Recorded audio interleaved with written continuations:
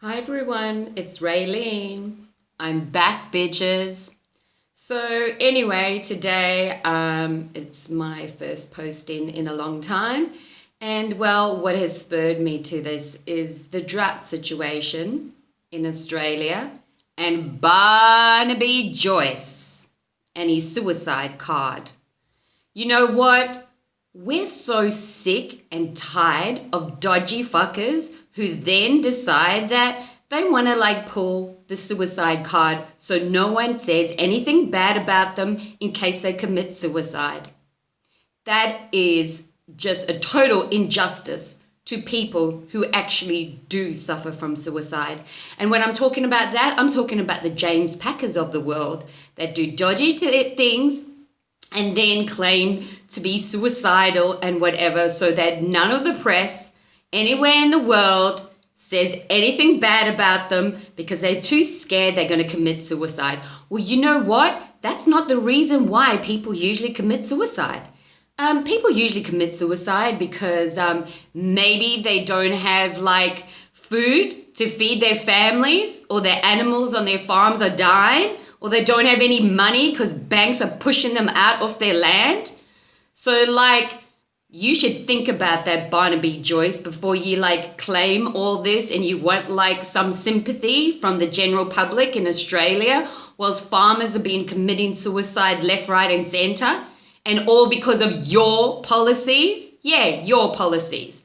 There was the water situation in the Murray-Darling Basin. I want to know what billionaires and large corporations are in drought situations in Australia. I bet sweet fuck all. Yeah, that's right. I would hazard a massive bet that there aren't many, if any, billionaires with farms that are going under a drought situation. I wonder why that might be. Maybe because they can afford cloud seeding. You know, the geoengineering no one's talking about.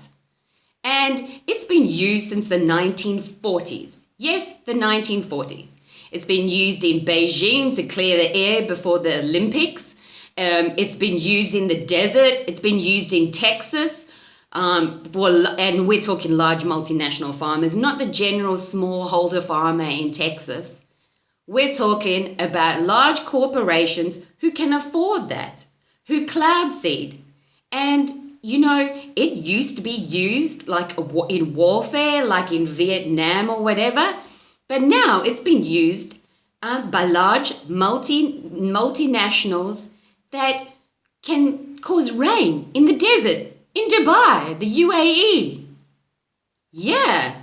And well, you know what? We share the same sky. So, that butterfly effect? And we hear all this stuff about Iran blaming Israel that they stealing their rain clouds and that's why they're in drought. Now just think about that. Conspiracy or fact?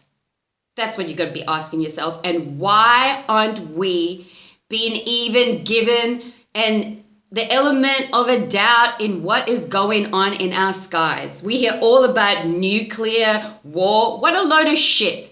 When the biggest issue, apparently climate change issue, drought, rain, storms. Well, you know what? Climate change is man-made. It's called fucking cloud seeding. Climate hacking. That's what climate change is all about. Yeah, hacking. We can cause earthquakes. We oil and gas companies. Hello, oil and gas. Yeah, we've known that for a long time. Drilling into the earth causes earthquakes. Yep. And tsunamis, as a matter of fact. So, I want to know, Barnaby Joyce just came out recently in the Australian, and he reckons that climate policy is not going to fix what's going on in Australia with the farmers, and it's not going to help them. Yeah, I wonder why. Because is there anything in that climate policy, United Nations? Hello, United Nations, yeah. Who is it? This is all about big corporations. This has got nothing to do with like the small people of the world. Even the plastic situation. The United Nations University or whatever published this plastic to fuel thing like years ago, 2007 or 9 or something. Anyways, we've known solutions. We've known solutions to apparently climate change or all the plastic shit, and we're not doing anything about it. And why aren't we doing anything about it? That's what we should be asking ourselves. Has it got to do with large corporations? And something to be said about large corporations and billionaires owning all the farming in Australia and not giving two hoots, whether it is an economic sabotage of the smallholder farmer in Australia or if it's the butterfly effect. And when I say the butterfly effect, like, that physics, that mathematics thing, like, I'm not talking about Hollywood movies, but generally it's about that a butterfly can flap its wings somewhere else in the world and cause a tornado somewhere else. Well, there's something truthful in that, like, beautiful kind of scenario, poetic justice or whatever you want to call it. And that's called cloud seeding. When you seed clouds, so you fly up there, and that's another thing too.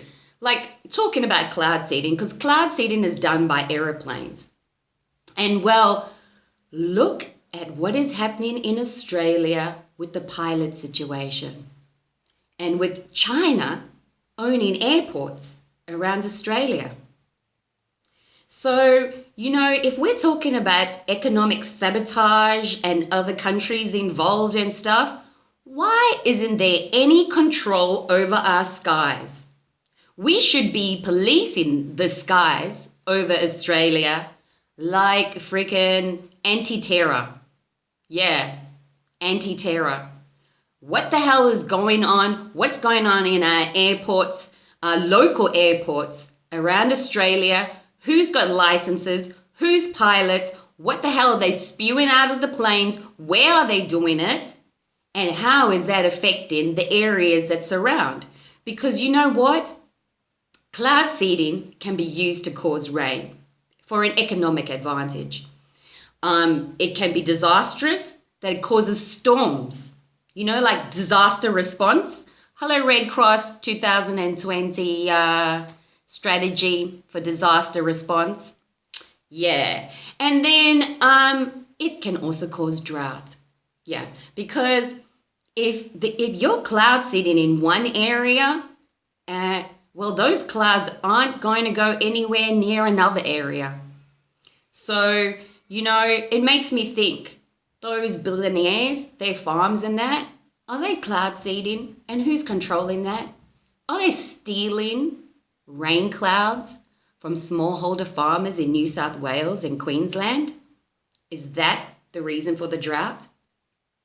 Yeah, something to think about. Anyway, I'll be back sooner than later. So, catch me in the next one and subscribe, R squared, and see you next time, bitches.